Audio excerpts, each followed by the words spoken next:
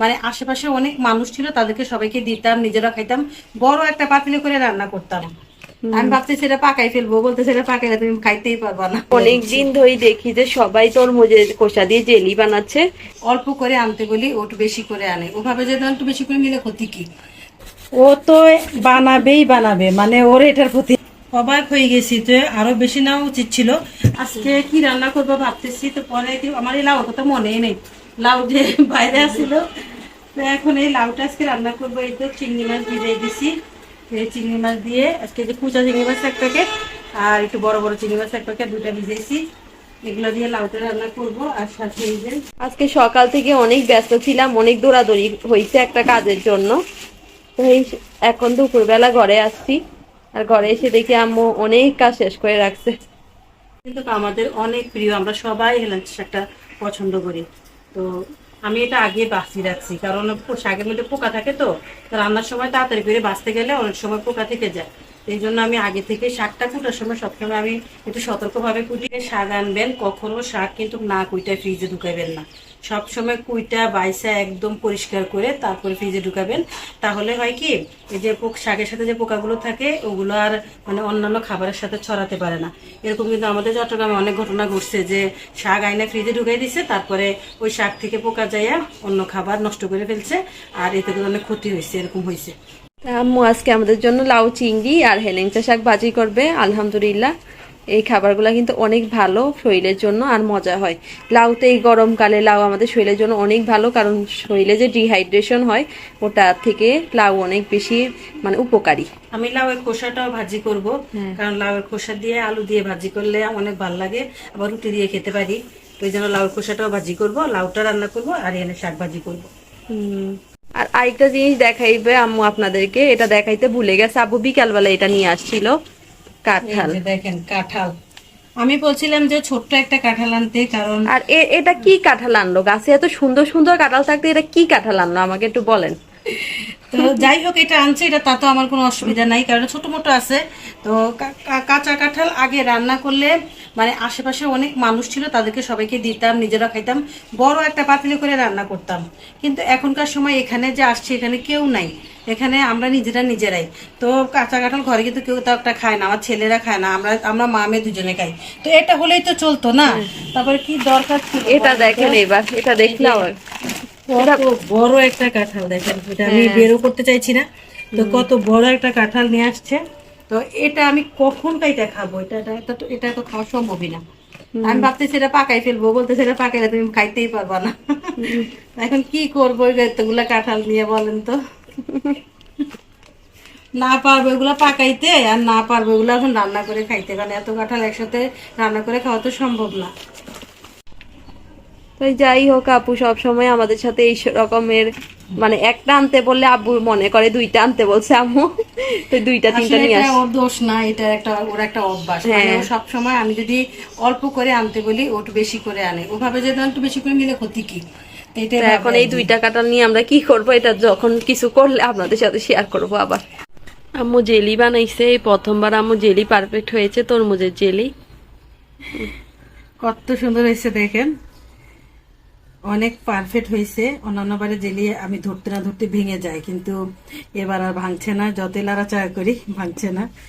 খুবই ভালো হয়েছে, মাশাআল্লাহ মাশাআল্লাহ। আর আমরা জেলির সাথে এখানে তরমুজের সাথে কি জানি ওগুলা, চিয়া সিডস। হ্যাঁ চিয়া সিড দিছি। মজা হয়েছে না?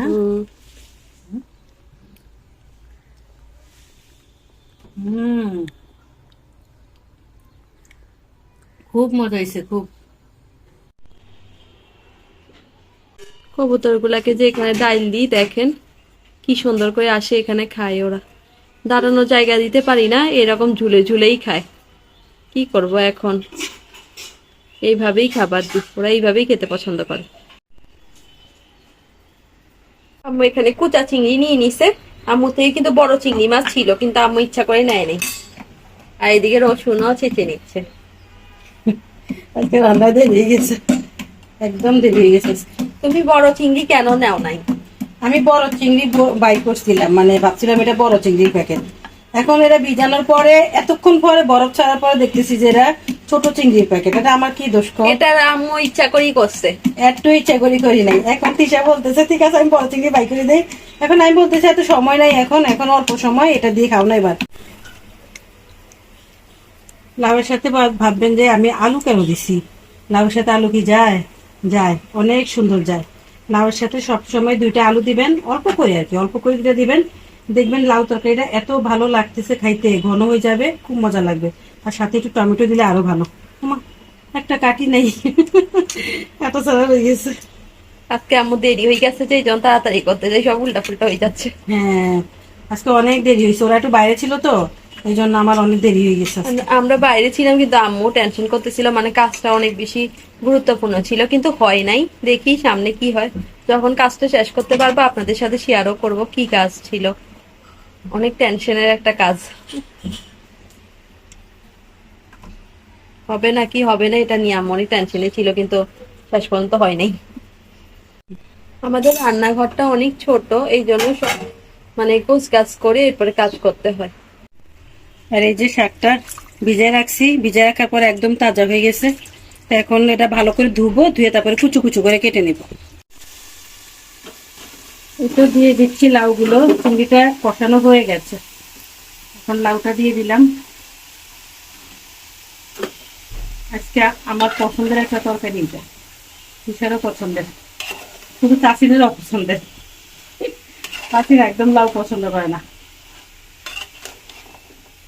আলুগুলা তুলি ওর জন্যই আসলে আলু দেওয়া। হ্যাঁ, ওর জন্য আলু দেওয়া, আবার আমার একটু লাউয়ের মধ্যে একটা আলু দিলে আমার কাছে ভালো লাগে, তা ও পছন্দ করে, এই জন্য ওরা আলু আর মাছ তুলে দিব, আর জল দিয়েও ভাত খাবে।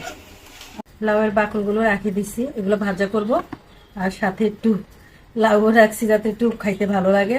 তা এখন আর সময় নাই, এই জন্য আর করবো না, এই জন্য রেখে দিছি। আর এই যে, তো এখন এটাকে ভাজি করে ফেলবো। আর এখন কিন্তু 2টা বাজে।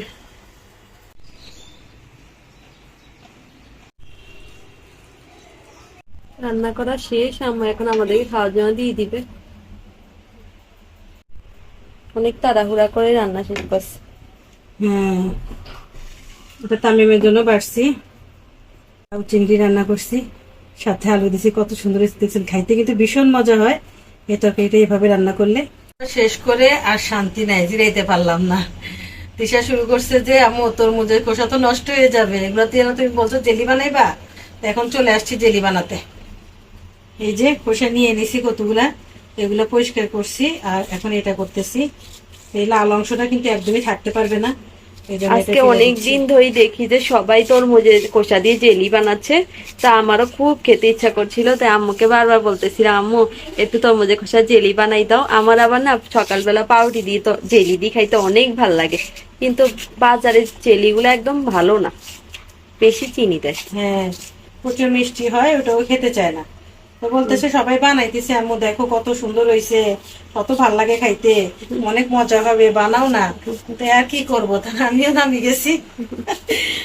আম্মুকে আবার যেটা বলি আম্মু ওটা আমাদেরকে করে খাওয়ানোর চেষ্টা করে। আজকে যদি মজা হয় তাহলে সবসময় বানাইতে পারবো, কারণ তরমুজটা যে এত দাম দিয়ে কিনে আনছি, এটা টাকা উসুল করতে হবে। তো আগে দেখতাম আমাদের মা চাচিরা এই তরমুজের খোসা দিয়ে ডাল দিয়ে রান্না করতো, তাই এটাই জানি শুধু যে ডাল দিয়েই রান্না করে।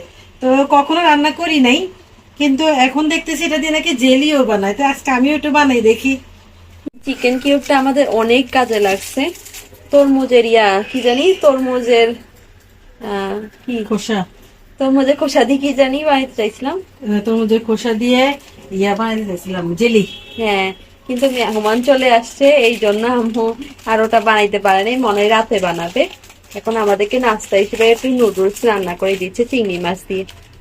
আম্মুর এটা অনেক প্রিয়, আম্মু এই চিংড়ি মাছটা রেখেও দিচ্ছে নুডলস রান্না করার জন্য। সেদিন ওরা খাই ফেলতে চাইছিল, আমি দিই না, আমি এটা দিয়ে তোদেরকে লুডুস রান্না করে দেবো, কারণ এখন আর আমার কাছে ডিম দিয়ে লুডুস ভালো লাগে না, চিংড়ি মাছ দিয়ে ভালো লাগে।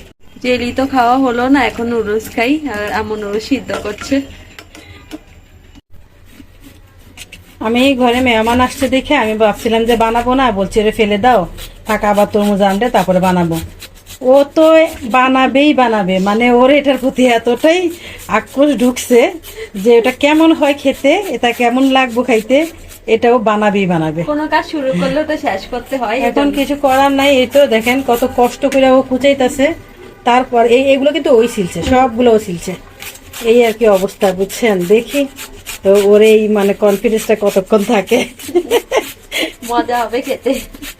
হ্যাঁ আচ্ছা। আমার আবার জেলি, ঘরে বানানো জেলি অনেক ভালো লাগে। হ্যাঁ, ও বাইরের জেলিগুলো একদম খেতে চায় না, ওগুলো বেশি মিষ্টি হয় তো, এই জন্য ওর পছন্দ না। ওকে এখন পরিমাণ মতো মিষ্টি দেবো, আর খেতেও ভালো লাগবে।